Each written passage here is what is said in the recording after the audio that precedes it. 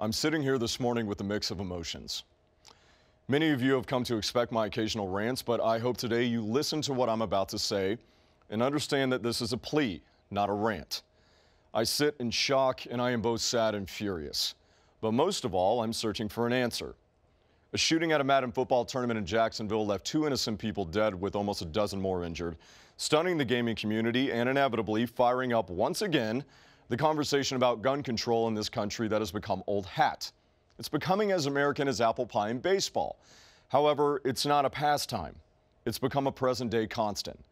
It seemingly happens weekly, if not daily, and the frequency is rapidly turning Americans' anger into apathy.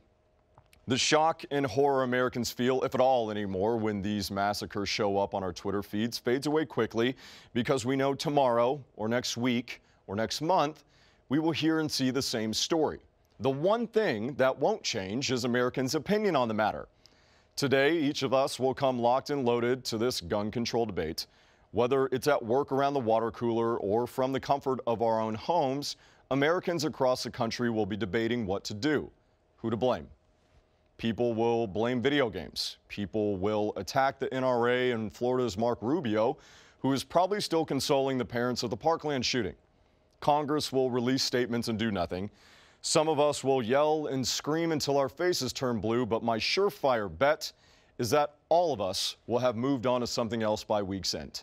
No laws will be passed, no regulations discussed. Nothing will change. Why? Because it did not affect you. We as Americans will do nothing until it affects us directly. If you're not faced with racism on a daily basis, it's easy to distort the message of football players taking a knee during the national anthem. Until your daughter tells you she is gay and bullied, you probably hadn't studied civil rights for the LGBTQIA. No one really wants to talk about mental health or toxic masculinity, or in this case, gun control laws, because it doesn't affect you personally. I am equally as guilty.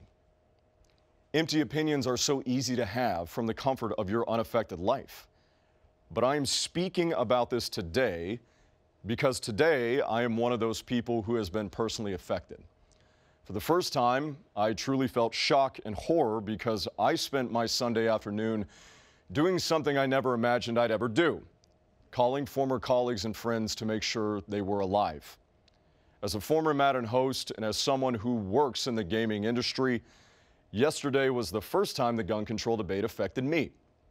2 of the victims killed in Jacksonville were 2 individuals that I personally knew and worked with. Multiple others who are lucky to be alive, those I consider to be good friends, were also at the event. And it's really hard when you are suddenly personally aware of the loss and pain and madness that comes from a senseless act, but the world keeps spinning with the same lame arguments and the same sad results as if no one is paying attention. You begin to wonder if the mental health problem is with all of us.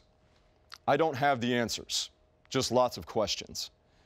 But they won't get answered until we all start understanding that none of us is immune to what just happened in Jacksonville. And nothing is going to change until we all care enough to participate in the process to affect change. Our greatest enemy in this country right now is apathy. Evil reigns when good people stand by and do nothing. So my plea today is to choose to make a difference with your vote and your voice. If you aren't registered to vote, go register to vote. And when it's time to vote, show up. As a citizen of this country, nothing matters more than being part of the solution. The path to solving this will be slow and fraught with pain and frustration, but it must be done. We do these things not because they are easy, but because they are hard. The man who said that would surely appreciate your time in making sure change happens. No more standing on the sidelines. Get informed, get involved. Make a difference for those who can't any longer.